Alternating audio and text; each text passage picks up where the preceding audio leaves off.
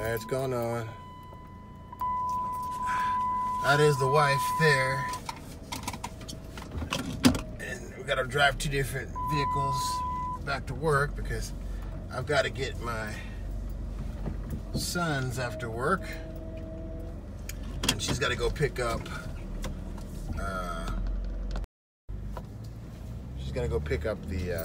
her sister from her job. So she's gonna be like stalking me behind me in the van. It's always funny. When she follows me, she drives slow as a turtle. When I follow her, I have to struggle to keep up. But since we are not in the same vehicle, I'm just gonna do a little video by myself here as I drive.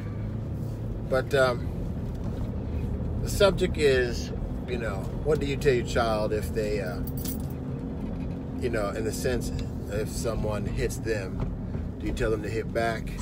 And also another situation that just recently occurred to me a few hours ago, and I'm gonna start with that actually. So there, I'll put in the link the actual news of what happened. But one of my relatives posted about a woman who helped her daughter beat up some other kids who they got in a fight with the daughter. Now, once I read the story, it looks like quite possibly the mother could have we don't know what the fight was about, who started, or any of that kind of stuff. We just know that the mother went and helped, her daughter in the situation. And there was another adult included, so another kid's daughter's mother was also included in that. So, of course, I posted on that post, ghetto. That was ghetto. And so someone who wasn't a relative posted on it and said, they were offended by that, and that if it was their daughter, they would have done the same thing. Now, let me quickly explain what the mother did, though. So her daughter got into an altercation with not just one girl, but a few girls, and the mother. She decided to jump in and join and beat up the girls with her daughter and then maced them. So I'm going to say that maybe she maced them first and then beat them up. That was ghetto. I don't care what anybody says. And he had a disagreement with me, and we went, I only went back and forth a couple times, and I said, okay, I'm done arguing about it. But he was like, nah, if that was your daughter, you would do the same thing. No, I wouldn't. I'm a grown-ass man. What do I look like being a grown-ass man trying to beat up somebody's daughters? Even if they laid hands on my daughter. That is my instinct to want to fuck somebody up for touching my daughter, yes. But I have to stop and think and say, okay, I need to be an example for my children. And this is also what I said in my comment. So I would have definitely fucked up the mother. I don't give a fuck if she's a woman or not. If she laid on hands on my daughter, she's fucked up. I don't care. But the underage minors, no, I would not have touched them because I go to jail for that. So it would be best to make a police report. First of all, it would be best just to get your ass away from the situation where you're just sitting there arguing and shit and kept going on or what. But it sounds to me like she went with her daughter to do something. You be the judge of that. You can read it because I read it and that's at least what I saw. She went back like as in revenge. And it's like, because even the article said she went to protect her daughter. She can protect her daughter, but she can do it the smart way. Was she driving? Get in the car. Get your ass in the car. Let's go. Let's call the police. Because number one, they're outnumbered. That's why she used mace. So number one, they're outnumbered. So she had to use mace on this group of girls and one mother. When you could have been smart and said, get in the car. Let's just get out of here. We'll make a police report. That's how we'll get our revenge. Because in most cases, those girls will be picked up and charged. I just thought it was just... Now, let's say they walked, which I don't know the situation. If they went walking to go get, to approach these females, I don't know. If they're walking, then yeah, it'd be a little hard to get away. But I just feel like in my case, I'm a black male, so I got to cover all my bases.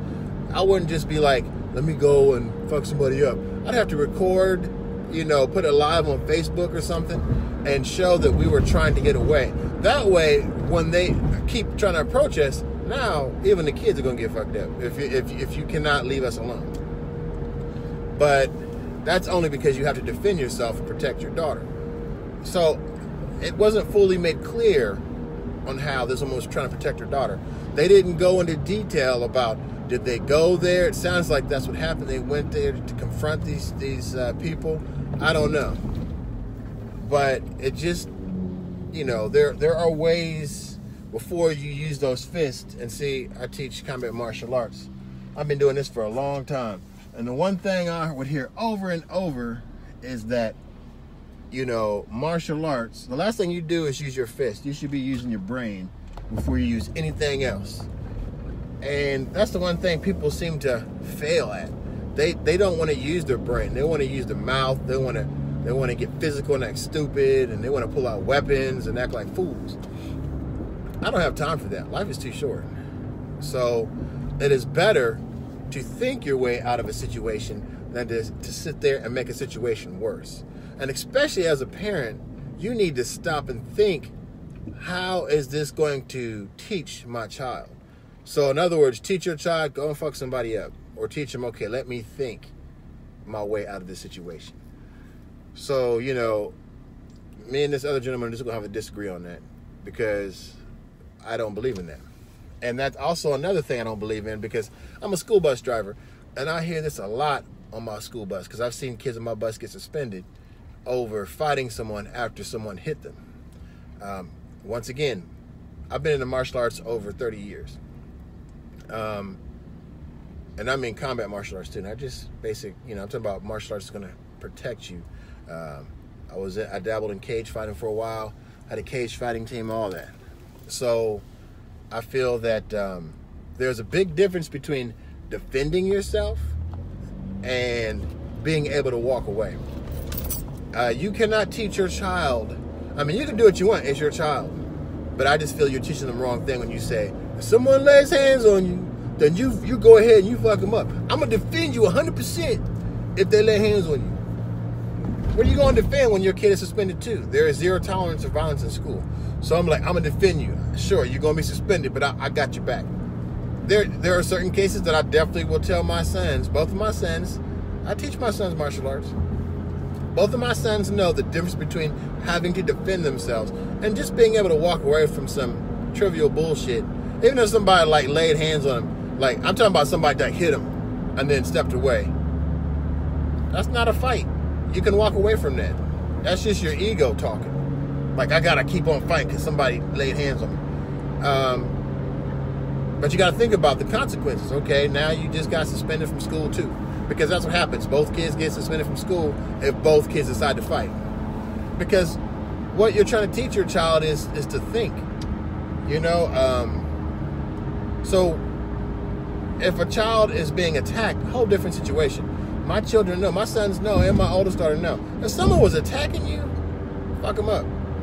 Okay? But if someone came at you and, they pushed you or something, so what? That's just some trivial shit. That's just trivial. It doesn't help you out any shape, way, shape, or form, and you're not, at least in my view, this is my 2 cents, you can think what you want, tell your children to fuck people up for, blowing on them or farting on them, whatever, but it's not good for a child to think that's the best way out of a situation. I have talked my way out of situations. I'm not indestructible, but I can fight. But I've talked my way out of situations, even with people that I outweighed, and I knew I could just grab them. We could just do some grappling, and I would outweigh them. I would still talk my way out of the situation. And I love fighting. I'm not gonna lie, I love fighting. My wife has seen me fight before. I love fighting. That's why I also teach it. But I also love teaching that you only fight when you have to. Because especially nowadays, okay, so you tell your kid, you know what, you don't ever back down from a fight. Now they get to high school, they know this now. They don't back down from a fight. They beat up somebody, And they didn't even have to fight, but they beat him up anyway because they confronted him. And then that person they beat up comes back and they shoot him and they kill him. What did you teach him then? You know, that's just how I feel about the situation. You don't have to teach your child to be violent when violence comes at him. You know, I mean, look at Martin Luther King. I mean, yes, he did get assassinated and he died because somebody, you know, killed him. But I think he saw the importance of at least of what he was trying to do, because Malcolm X did things too, and Malcolm X is also gone. But I think that in Martin Luther King's instance, he knew that if they're the ones that had all the guns, you know. I don't necessarily think they outpopulated, because in the South, I think blacks outpopulated whites more back then. But I feel that violence wasn't going to get anybody anywhere. It's just going to make the situation worse. And so I think it's the same thing when you teach your children. You know what? If somebody comes up and you want to fight, don't back down. You fight them. You know? And I would even change what I said on the punching thing. If someone hits you, yes, you can defend yourself. But if someone just comes up to me wanting to fight, you know, just for your pride, you want to sit there and fight them? No. And that's what I hear a lot. I hear that a lot on my school bus. My mom said, or my dad said, if someone comes wanting to fight you, you don't back down. You don't show them that you're scared. You don't have. You can show them you're not scared. Just say, I'm not going to do this. I'm not going to waste my time. But if they choose to still come up on me, now I'm going to have to fight you. And in that situation, yes, I will defend my children, because they tried to dissolve the situation, but it didn't dissolve, and so they had to resort to protecting themselves. I have no problem with that. I just have a problem with people saying, you know, fight no matter what. That's just stupid. Like I said, you know, gentlemen, and I'll put the link up when I'm able. Right now, we're trying to speed back to work because we overslept. I mean, we'll get there on time, but, you know, I just want to make sure we don't have to rush once we get there. I hate rushing when I get back to work. But, you know, I'll be honest, we got busy. Nobody was at the house. It was perfect. It was just perfect. For once, nobody was at the house. So we were able to get loud and everything, you know, so it was nice. It was nice. But that's why we go out to hotels, you know, from time to time so we can get busy, because I ain't trying to be all, you know, hearing people hear our business in the house. But anyway, on that note, it's not going to be a very long video. I just wanted to, you know, speak what I feel about that situation. That I do teach my children, yes, defend yourself in the right situation. I don't consider defending yourself if you can walk away from it. And especially in school, you know, you're teaching your children, okay, if someone comes up to you and want to fight, you fight them, you both got suspended. And then as they become adults, they think it's that same mentality. Yes, someone tries to come to me and fight me, I'm going to fight him, and then I'm going to get stabbed, I'm going to get shot. Because even me, I can get stabbed. I've been stabbed before, you know, so I'm not indestructible. So, you know, it's one of those things where you got to think about survival. It doesn't mean you got to be a punk, you know, and just like many of my instructors said, and it might be an old cliche, but it's the truth. It takes more strength to walk away from some bullshit than to stay there and deal with it. And I've done that. I've had people talk shit, mad shit in my face at bars and everything. And I'm like, man, I want to fuck this person up. Then I go, think about what you're doing here. Think about the possible situation that can arise from you going ahead and doing this fight. You know, you might beat this guy up. One of his boys might say, that's my boy. Shot and killed me. You know, now if somebody just tried to jump me, it's a different situation. Oh, look at her. She's trying to tell me I'm driving too slow. She drive fast anyway. If she passes me up, I'm gonna put her on the video. She passed me up. That van in the left in the fast lane. That's my wife. Sitting just driving like a stunt man, stunt woman. Sure, like, oh, he just talking. He on there talking probably on Facebook. I'm gonna just drive past him because I'm gonna go faster.